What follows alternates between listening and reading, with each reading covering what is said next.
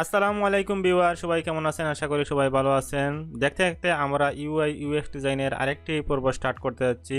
আজকের video topic হচ্ছে কিভাবে পেইন্ট দিয়ে একটি ওয়্যার ফ্রেম তৈরি করতে হয়। এর আগে আমি একটি ভিডিও আপলোড করেছিলাম, সেই ভিডিওটি হলো ওয়্যার ফ্রেম কি এবং ওয়্যার ফ্রেম কিভাবে কাজ করে।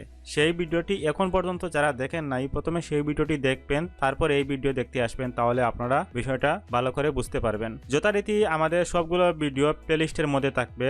এখানে থাকবে ইউআই ইউএক্স ডিজাইনের ফুল কোর্স, সবগুলো ভিডিও কিন্তু এই প্লেলিস্টের মধ্যে পাবেন এবং আলাদা আলাদা টপিকের ভিডিওগুলো এভাবে কিন্তু আমি আলাদা আলাদা প্লেলিস্ট করে দেব। ফর এক্সাম্পল, আমি এখানে ওয়্যার ফ্রেম নিয়ে একটি প্লেলিস্ট তৈরি করেছি। কয়েকদিন পরে যখন আমি ফিগমা নিয়ে ভিডিও তৈরি করব, তখন ফিগমা নিয়ে আরেকটি প্লেলিস্ট থাকবে। যখন আমি অ্যাডোবি এক্সডি নিয়ে ভিডিও তৈরি করব, তখন অ্যাডোবি এক্সডি নিয়ে আরেকটি প্লেলিস্ট থাকবে। কিন্তু সব সময় এই যে প্লেলিস্টটা আছে, এই প্লেলিস্টের মধ্যে কিন্তু সবগুলা ভিডিও থাকবে, সেটা মনে রাখবেন। অনেকেই বলতে পারেন, তাহলে এতগুলো প্লেলিস্ট তৈরি করার কারণ কি? প্লেলিস্ট তৈরি করার কারণ একটাই, কারণ অনেকে শুধুমাত্র ফিগমা নিয়ে ভিডিও দেখতে আসবে, তাই তারা যেন ফিগমা নিয়ে শুধুমাত্র ফিগমার প্লেলিস্টে আসলে এই ভিডিওগুলো দেখতে পারে।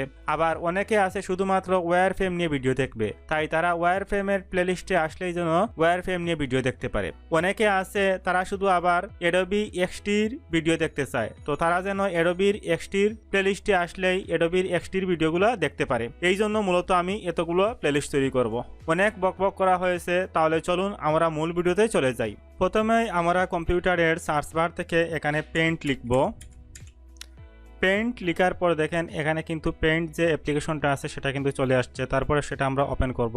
ওপেন করার পর এভাবেই আপনাদের ইন্টারফেস আসবে, সবার একই আসার কথা। তারপর এখানে আসার পর প্রথমে আপনারা এখানে জুম কমিয়ে নেবেন। তো জুম কমানোর জন্য দেখেন এই পাশে আপনারা এই যে মাইনাস আছে ওইখানে ক্লিক করলে হবে, অথবা এই যে ওইখান থেকে এভাবে আপনারা মুভ করলে কিন্তু জুম আউট জুম ইন করতে পারেন।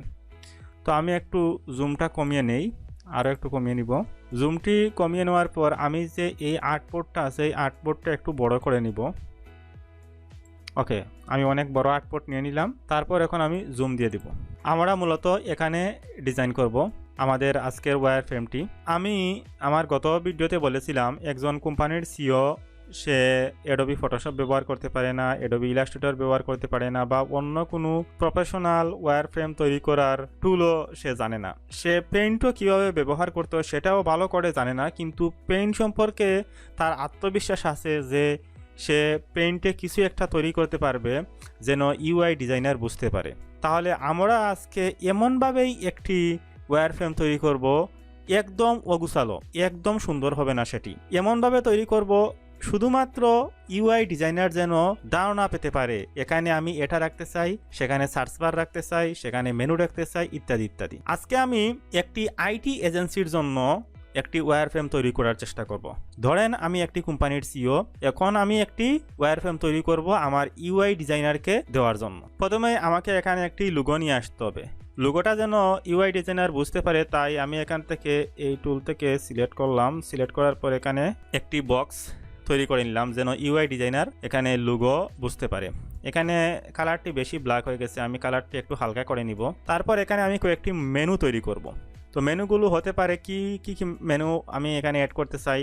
ধরেন আমি এখানে একটি হোম মেনু তৈরি করতে চাই, তো এখান থেকে আমি একটু কমিয়ে নেই এটা। তারপর আমি এখানে একটি মেনু তৈরি করলাম। ধরেন এটা হচ্ছে হোম মেনু, এটা হচ্ছে অ্যাবাউট আস মেনু, এটা হচ্ছে আওয়ার সার্ভিস মেনু, এটা হচ্ছে পোর্টফোলিও মেনু, এবং এটি হচ্ছে কন্টাক্টস আস। দেখেন এখানে কিন্তু কোনো অ্যালাইনমেন্টের ঠিক নাই, মানে কিছু ঠিক থাকবে না। খুবই একটি অগোছালো আমরা ওয়্যার ফ্রেম তৈরি করব। এই অগোছালো ওয়্যার ফ্রেমটি যেন ইউআই ডিজাইনার বুঝতে পারে। এখান থেকে আমরা সামান্য মুভ করে নিলাম। তারপর দেখেন আমাদের কিন্তু হেডার সেকশনের কাজ শেষ। এখান থেকে আমি বোঝানোর চেষ্টা করলাম যে এখানে একটি লোগো হবে এবং এখানে মেনুগুলো হবে। তারপর একটি আইটি এজেন্সির হেডারের নিচে সাধারণত একটি ব্যানার ইমেজ থাকে, তো আমি একটা ব্যানার ইমেজ এখানে দিয়ে দেই। তারপর আমি আবারও এখান থেকে রেক্টেঙ্গল টুল সিলেক্ট করলাম। সিলেক্ট করার পর এই কালারটা দিয়ে দিলাম যেন এখানে একটি ব্যানার, সেটা যেন বোঝা যায়। তারপর এখন আমি এই ব্যানারের মধ্যে এখানে একটি টাইটেল দেওয়ার চেষ্টা করব এবং নিচে কিছু কথা লেখার চেষ্টা করব। তো সেটা বোঝানোর জন্য আমি এখান থেকে আবার একটি বক্স নিয়ে নিলাম যেন বোঝা যায় এখানে আমি একটি টাইটেল দিতে চাই। তারপর নিচে কিছু আমার টেক্সট হবে, টেক্সট বোঝানোর জন্য এখান থেকে আমি পেন্সিল টুল সিলেক্ট করলাম। পেন্সিল টুল সিলেক্ট করার পর আমি এখান থেকে কয়েকটি পেন্সিল দেওয়া হবে, টান টান দিয়ে দেব যেন বোঝা যায় এখানে আমি কিছু একটা টেক্সট লিখতে চাই। তারপর ওই পাশে আমি কিছু একটা রাখতে চাচ্ছি, সেটা হতে পারে একটি ইমেজ, হতে পারে একটা অ্যানিমেশন, কার্টুনের মতো কিছু একটা আমি এখানে রাখতে চাচ্ছি। তো সেটা বোঝানোর জন্য আমি এখান থেকে ইলিপস টুলটা নিলাম। ইলিপস টুলটা নিয়ে আমি এখানে এভাবে রেখে দিলাম। তারপর এখানে বোঝা যাচ্ছে কিন্তু আমি এখানে একটা কিছু রাখতে চাই। তো সেটার আমি স্টকটা অফ করে দেই, ফিলটা অন করে দেব এবং স্টকটা অফ করে দেব। স্টকের কালার দিয়ে দেই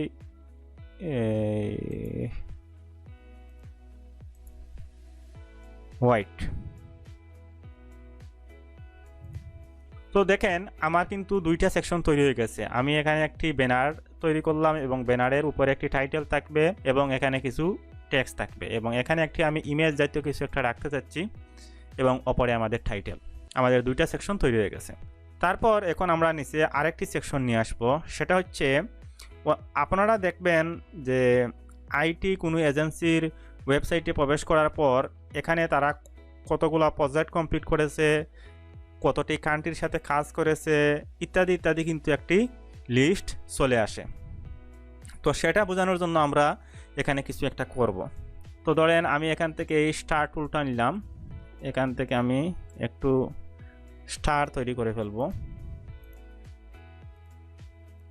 এখানে আমি ফিল্টার নোট দিয়ে দিলাম আর আউটলাইন সলিড কালার দিয়ে দিলাম। ওকে, ধরেন এটি হচ্ছে আমাদের কতগুলা প্রজেক্ট কমপ্লিট করেছি এবং এখানে কতগুলা কান্ট্রির সাথে কাজ করেছি, এখানে স্যাটিসফ্যাকশন যে ক্লায়েন্টের সংখ্যা কতগুলা এবং এখানে আরও কিছু একটা দিলাম।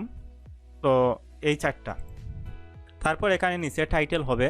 তো টাইটেল বোঝানোর জন্য আমি আবার এখান থেকে এই টুলটা নিলাম। দেখেন আমি কিন্তু এখানে ছোটো বড় করে দিতেছি, মানে একদম জঘন্যভাবে তৈরি করতেছি যেন আমি কিছুই জানি না, কিন্তু আমাকে ইউআই ডিজাইনারকে কোনোভাবে বোঝাতে হবে যেন আমার ডিজাইনটা এভাবে হয়। তারপর আমাদের আরেকটি সেকশন তৈরি হয়ে গেল। এখন আমরা চাচ্ছি আমাদের নিচে যে সার্ভিস সেকশন আছে এই সার্ভিস সেকশনটি আমি নিয়ে আসব। সেটা নিয়ে আসার জন্য আমি এখানে আবার একটু রেক্টেঙ্গল তৈরি করব। তারপর সেখান থেকে আমি ফিলটা অন করে দিলাম, আউটলাইনটা অফ করে দিই এবং এখানে কালারটা আমি এই কালারই রাখি। তারপর এখানে আমি আমার যে সার্ভিসগুলো রাখবো সেখানে আমি আইকন এবং টেক্সটের মাধ্যমে আমার সার্ভিসগুলো বোঝানোর চেষ্টা করব। আইকনগুলো ধরেন বোঝানোর জন্য আমি এই টুলটা ব্যবহার করলাম। এখানে এভাবে। তো মোটামুটি আমি 8টা সার্ভিস ধরেন আমার এজেন্সির মাধ্যমে দিয়ে থাকি। তারপর সেগুলোকে আমি একটু এখানে নিচে টাইটেল দিব। তারপর দেখেন এখানে আমি কিন্তু সার্ভিস সেকশনটা তৈরি করে ফেলছি। আমি প্রথমেই বলছি আমি খুবই জঘন্যভাবে তৈরি করব। দেখেন এখানে আমি একটি কালার ব্যবহার করছি, এখানে আরেকটি কালার ব্যবহার করছি, এখন এখানে আবার একদম ব্ল্যাক কালার ব্যবহার করছি, কারণ আমি কোম্পানির সিও, আমি কিছুই জানি না, আমার কোনো কালার কম্বিনেশন ইত্যাদি কিছুই ঠিক নেই। তারপর এখানে নিচে আমি কি আনতে পারি, আর ধরেন আমি এখানে একটি ভিডিও নিয়ে আসব যেন আমার এজেন্সি সম্পর্কে এখানে একটি ভিডিও ওপেন হয়। তারপর আমি এখান থেকে এই টুলটা সিলেক্ট করে এখানে একটি ভিডিওর ফ্রেম তৈরি করে নিলাম। তারপর আমি আউটলাইন অফ করে সলিড কালার দিয়ে দিই। তারপর এখানে যে ভিডিও, আমি ভিডিওর আইকনটা বোঝানোর জন্য তারপর আমি একটি ইলিপস এখানে তৈরি করে নিলাম। তৈরি করার পর আমি এখানে মাঝখানে রাখবো, বেশি বড় হয়ে গেছে। তারপর আমি এখানে একটি ত্রিভুজের মতো আইকন দেব যেন বোঝা যায় এটি একটি ভিডিওর আইকন। তারপর আমি এই টুলটা নিলাম, নিয়ে এখানে আমি একটি ত্রিভুজ তৈরি করে নিলাম। তারপর সেটাকে আমি একটু ঘুরিয়ে দিব। এটা ঘোরানোর জন্য আমি এখান থেকে 90 ডিগ্রিতে দিয়ে দিলাম। তারপর দেখেন এখানে কিন্তু একটি ভিডিওর আইকনের মতো বোঝা যাচ্ছে, মোটামুটি বোঝা যাচ্ছে যে আমি এখানে একটি ভিডিও ওপেন হবে। তারপর এখানে কি নিয়ে আসা যায়, ধরেন আমি এখানে কোম্পানির সিও সম্পর্কে একটি কথা নিয়ে আসতে চাই। তো আমি এখানে একটি সেকশন তৈরি করলাম। তারপর এখানে আমি সিওর একটি ইমেজ থাকবে, কালারটা আমি চেঞ্জ করে দিলাম। ওকে, তারপর এখানে সিওর ছবি থাকবে এবং এখানে কিছু কথাবার্তা লেখা থাকবে। তো সেটা বোঝানোর জন্য আমি পেন্সিল টুলটা সিলেক্ট করলাম, সিলেক্ট করে আমি এখানে কিছু টেক্সটের মতো যেন বোঝা যায় সেটা করে নিলাম। তারপর আমরা এই সেকশনটাও তৈরি করে নিলাম। নিচে এখন আমরা কন্ট্যাক্ট সেকশনটা অ্যাড করতে পারি। তারপর আমাদের ওয়্যারফ্রেমটা তৈরি করা শেষ। আমি আজকে বোঝানোর চেষ্টা করেছি কিভাবে একজন কোম্পানির সিইও একজন ইউআই ডিজাইনারকে বোঝাবে কিভাবে ডিজাইনটা হবে, এবং সেই সিইও কিন্তু কিছুই জানে না, পেইন্ট কিভাবে ব্যবহার করতে হয় সেটাও কিন্তু ভালো করে জানে না। একদম জিরো নলেজ নিয়ে কিভাবে একজন ইউআই ডিজাইনারকে একটি ওয়্যারফ্রেম তৈরি করে দিবে এবং সেটা ইউআই ডিজাইনার বুঝতে পারবে। আশা করি আজকের ভিডিও থেকে আপনারা কিছু হলেও উপকৃত হয়েছেন। আমরা পরবর্তী ভিডিওতে কিভাবে বালসামিক টুল দিয়ে একটি ওয়্যারফ্রেম তৈরি করতে হয় সেটা দেখাবো, এবং সেই টিউটোরিয়ালে আমি মোটামুটি প্রফেশনালভাবে কিভাবে একটি ওয়্যারফ্রেম তৈরি করতে হয় সেটা দেখাবো। আশা করি ভিডিওটি দেখার পর আপনাদের ভালো লাগবে। আজকে এ পর্যন্তই। সবাই ভালো থাকুন, সুস্থ থাকুন।